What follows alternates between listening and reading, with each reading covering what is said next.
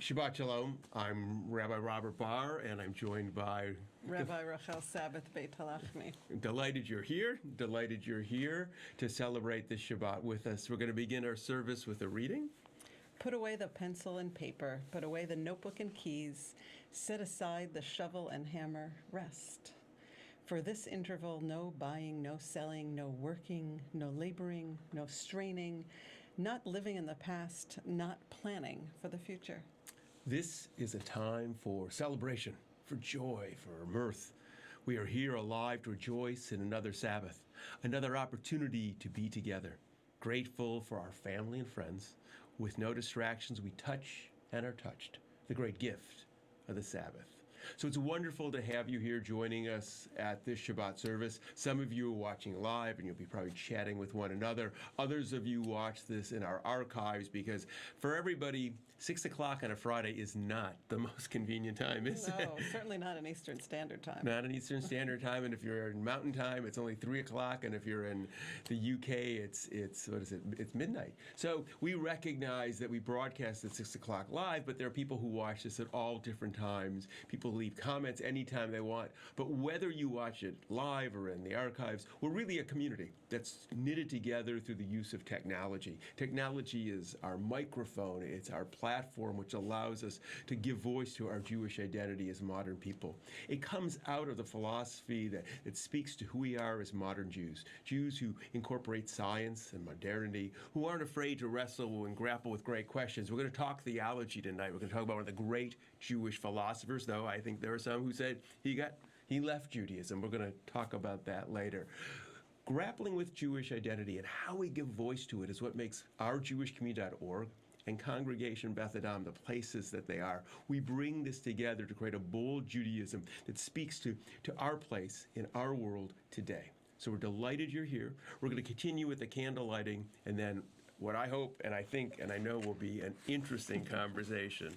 So we'll continue with this. On this Sabbath, we create our moment in time. We pause to reflect upon our yesterdays and tomorrows, to renew our ties with family and friends, to restore our energies, to refresh our spirits. As the sun descends and the shadows lengthen, the distractions of the day give way to the stillness of the night.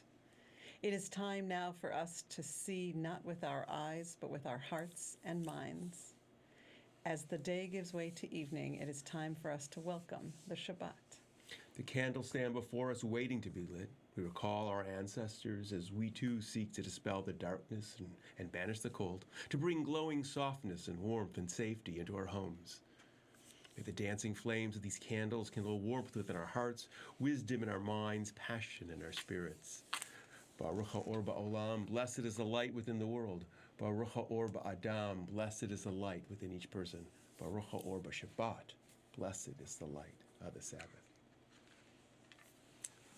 So we had a conversation with your husband last time we were doing service together, whether one does the Ashkenazic Sephardic approach, yes, of lighting the candles. So we had that.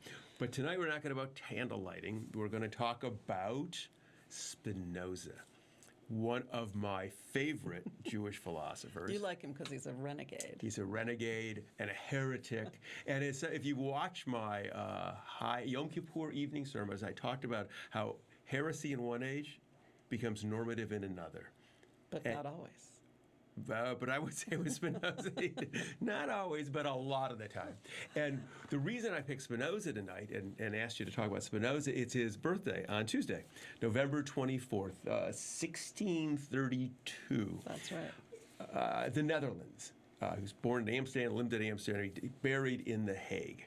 And he is an important Jewish philosopher. And we thought we'd talk a little bit about different aspects of his philosophy and the fact that he ultimately, at age 23, was excommunicated from the Jewish community. And a lot of people didn't even know there was an excommunication. That's right. It's a great honor. If you're excommunicated, then you know you must have said something big and scary. I'm jealous. That's right. So what did he say? What was so challenging about Spinoza that the Jewish community excommunicated him, which involved a sort of a whole ritual of, actually I have some of the text of what they said when they kicked him out, and they there's a whole tradition of they extinguished candles as a soul was being extinguished from the Jewish community, and they walked over them as they exited the synagogue. Pretty powerful stuff, but it was in response to who he was and what he said.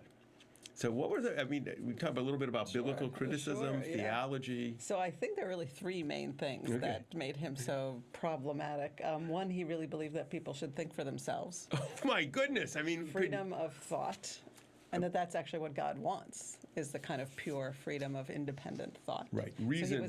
So he was centuries before his time, really, if you think about it. Right, and I think that's really the hard, as we talk about him, it really is hard to think back 300 plus years to the world that pre the Enlightenment, which he actually helped create, pre-science, pre so much of what we know. So when somebody says think and reason, it was radical. And also to question the halakha, the religious Jewish thought and law, and to question whether or not every word of the Bible, the God-given word, was actually true, or even by a single author. And he began those radical ways of approaching Judaism, and the community and I think the world were not ready for him. Right, and there are some people, it's very interesting, there are some people who thought that the Jewish world was afraid that he was going to foment anti-Semitism, so they wanted to get him away because they were afraid people would look at them as somehow associated with his idea. So that he was dangerous for the Christian world too. Right, I was dangerous. Exactly. And that notion of what we call biblical criticism today, which is the idea of analytic study of the Bible, he really was the beginning of, because he sort of followed the footsteps. There's some other people, but the very end of the Torah tells the story of Moses' death and burial. And I think the last line is of the Torah, isn't it? And there never arose another prophet like Moses again. In Israel. Which would be odd for the person who is supposedly have written the whole thing to write his own death, burial, and that he was the greatest one who'd ever lived. So Spinoza began to say, well, he couldn't have written that. Comes with that tradition that maybe Ezra wrote the Torah prophet, but even began to push that more and began to question the authenticity of the Bible, and that there may be things that were very human in it. Right. The idea that there was a human hand in Revelation is something that, even while you can see sort of roots, I think, of this conversation in the Talmud. Mm-hmm. The idea that a person would actually question whether or not all of the Torah came from the mouth of God, or maybe had some human influence on it, or maybe even that parts of it don't actually work together in total harmony. Really, I think for a very powerful religious tradition of its time, actually does force one to look at tradition and also obligation very differently. So he no longer felt as obligated by it as the Word of God.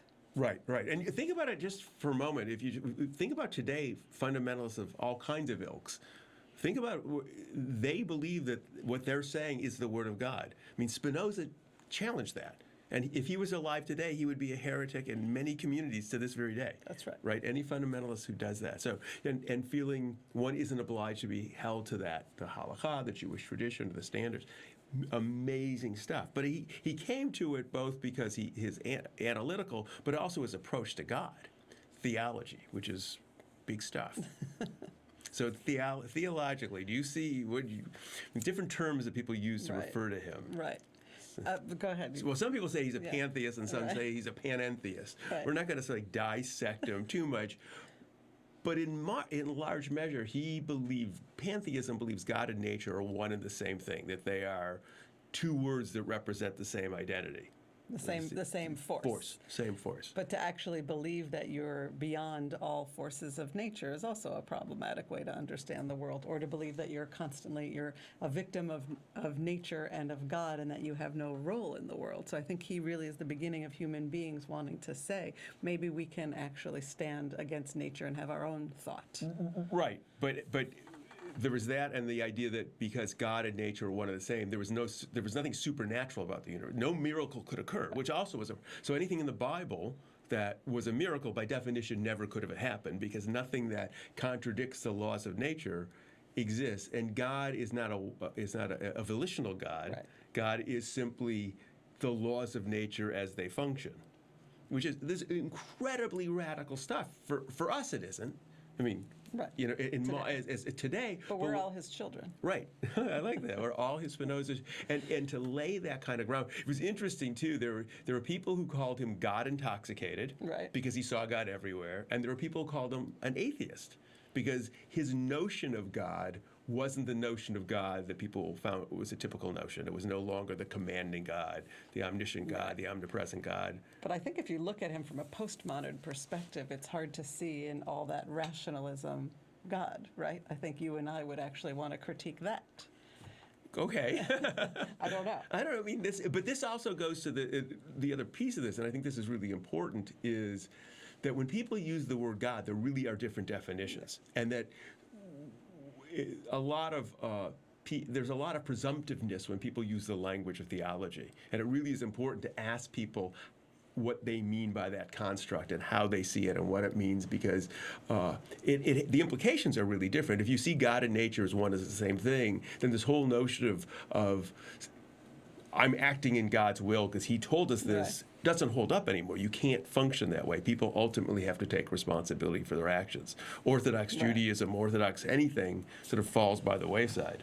Right. So if you have to take responsibility for your actions and you actually can make choices about how you understand God in the universe or how you understand text, that's going to create a completely different set of opportunities in terms of engaging the text. Right. So he's the beginning, I think, of bringing us each as individuals to analyze the text and to try to make it our own. Right, That's how I see it. Oh, that's interesting. I mean, to the extent to which I feel like I'm his child too, right? Without that concept that the individual mind, heart, soul, right? All of us actually need to dissect the text. Actually, is also what opens it up to us, and then we're not just listening to one truth, but actually maybe there are multiple truths there. Right. Because before it was all about authority. Right. Because it was you basically had to do what the authority told you, what your sort of your rabbi had taught, or things like that. And a single interpretation. And it opened it up. And what's so fascinating is, so he does this. I mean, there's a tradition. It's not true. There's a legend that he actually sort of ground the lenses for Galileo, which is time sequence. It doesn't work, but it's a great. It's nice. It's nice because it's all about this period of time. Galileo was a little bit before him, when people were sort of breaking open from authority, and I think. It's so fascinating that he came at it like a Galileo came at it from a scientific perspective. He was looking at evidence. He was turned his as a scientist. He took a telescope to the sky to look at something and then analyze the data and came to it. Spinoza was much more of a thinker. He came to it through. But he was dissecting the text with Oh, I like that. Was nice. That was nice. That was with a microscope. That was very homiletical of you. No, but I think it's true. He was looking at it with a multiple lenses of a microscope that were very scary. Galileo was very scary how he looked at the heavens. Right. Oh, absolutely. I think these people were I think they were frightening because they were destabilizing forces. And when Spinoza started to do it and started asking these questions, even when people, it's interesting. I think.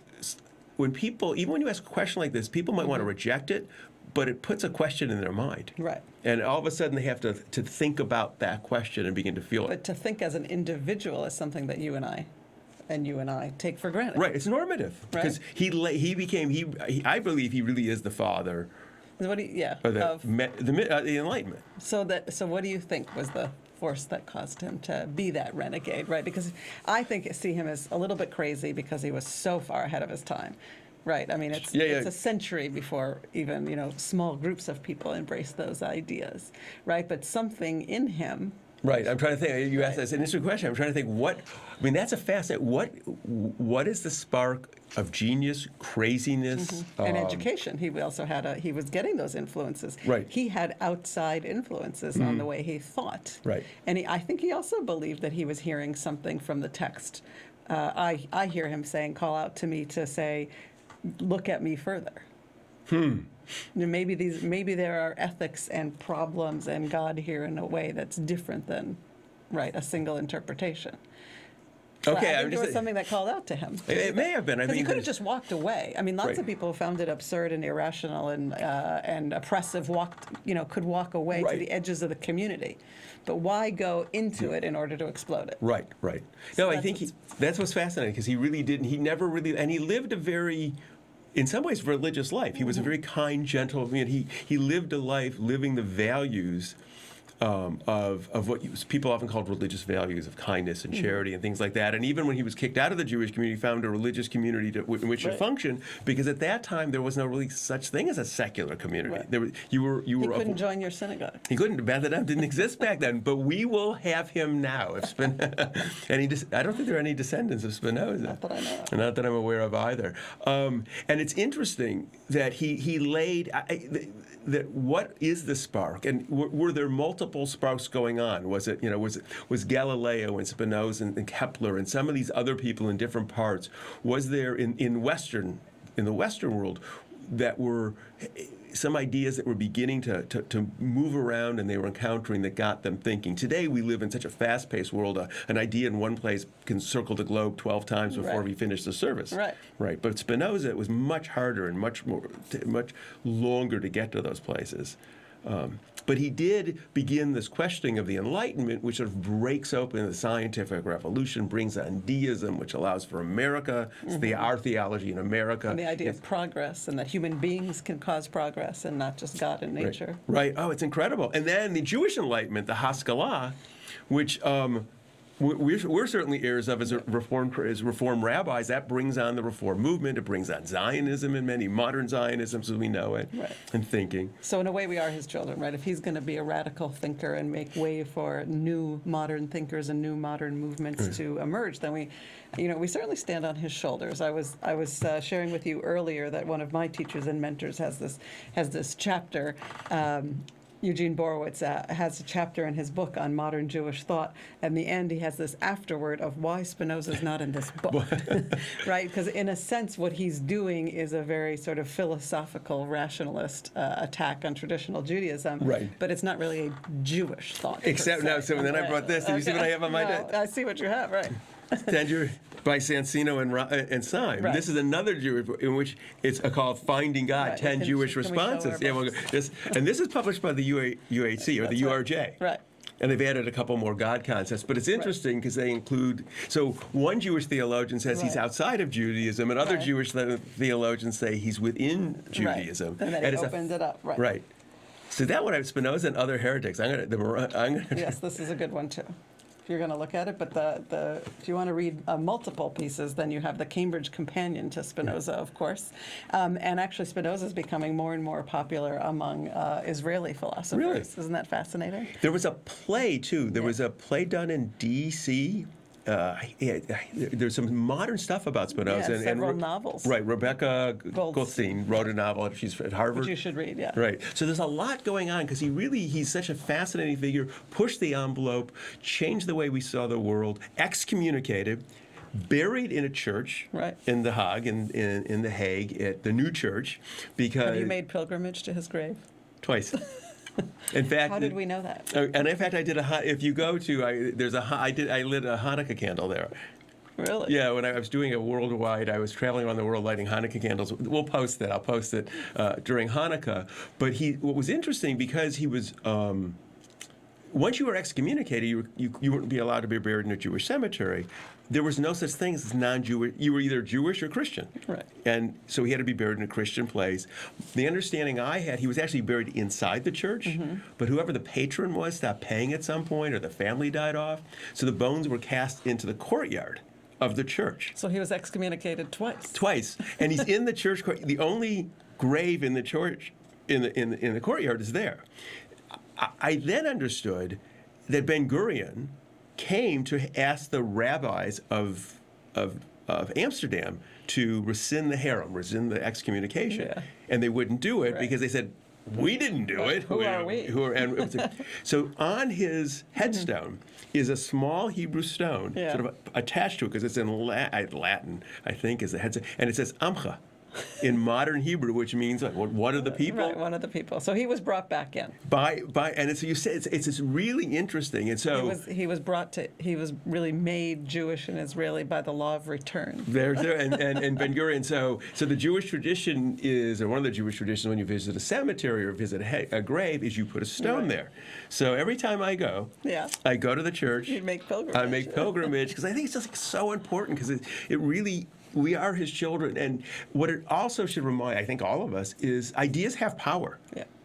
They aren't sort of flat and without effervescence. Really strong ideas are transformative and can push people in new directions.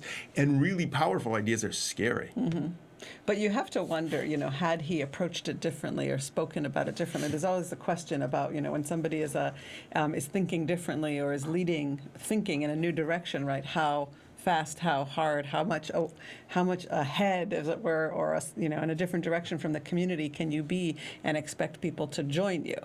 Right? He was a lonely renegade. Yeah, oh, absolutely. I think in some ways it's sad because you sit. What happened? He eventually dies of tuberculosis, TB. I think there's a whole thing about he ground And he was lenses. so young. Right, he died very young. I can't remember. And you sit there and go, wow, what was that like? He found a community. He goes from Baruch Spinoza to Benedict Spinoza. He joins this community of Christians and talks with them. And really upends what we do today. It raises so many questions. And he has multiple identities. I think actually people today can identify with him more now in our time than perhaps in the generations that preceded us, right? Because I think more, and I don't even know, maybe there are people with us this evening who have lived those multiple identities and have multiple names, right? In different contexts or in different times in your life. Right, and that he was and is to us today Baruch, and he also, is Benedict, and became an important philosopher, certainly in the non-Jewish world, and becomes the foundation for ethical philosophy. Right. He wrote the philosophy of ethics. Sure, and really, he only came back into the Jewish world as a function of being accepted by the non-Jewish world. Because of the secular Enlightenment, the Jewish Enlightenment, and he gets brought back in intellectually because of that. Which is fascinating. And he really, to my remembering, when I took philosophy in college, he's the only Jewish philosopher that studied in a non-Jewish philosophy class as a major seminal thinker. Well, certainly at that. That's a good question. I don't remember. There are other, and it wasn't because he was Jewish. I don't know if that's true anymore. I don't know, but it wasn't because he was Jewish. He simply was such an important. If you're studying Descartes, you're studying Hume, you're studying Kant. And he had such an influence on all of these people. Right. You study Spinoza. Right. But Maimonides, who within Judaism we oftentimes talk about, he's never brought up in a non-Jewish philosophy class. Right. I actually know there's this wonderful thing where actually Hegel speaks about how important he was for him, and basically says there is no world in a way without there's no philosophy, right, without following Spinoza. There actually is no modern philosophy. Really? Yeah, and that's how important Hegel thought he was. Wow. So, I don't know if you can get to a higher level than that in terms of philosophy. I don't think so. Well, this is great. So what I would encourage everyone is to, take a little time. There's, whether it's a Wikipedia article, you can get a quick summary of Spinoza. There's some good things out there. If you're certainly if you get the chance to go to the Netherlands, go visit his grave in The Hague. You can also visit his house, which I've never done. A friend of mine just told me about going to his house, which I am going to do the next time I'm outside of Amsterdam. Absolutely do that. And embrace the renegade philosophers of today. It's interesting to think about who they might be. Right, the ones who are really pushing the envelopes. Yep. Oftentimes, the people who are most beaten up are the people who are going to be remembered the longest.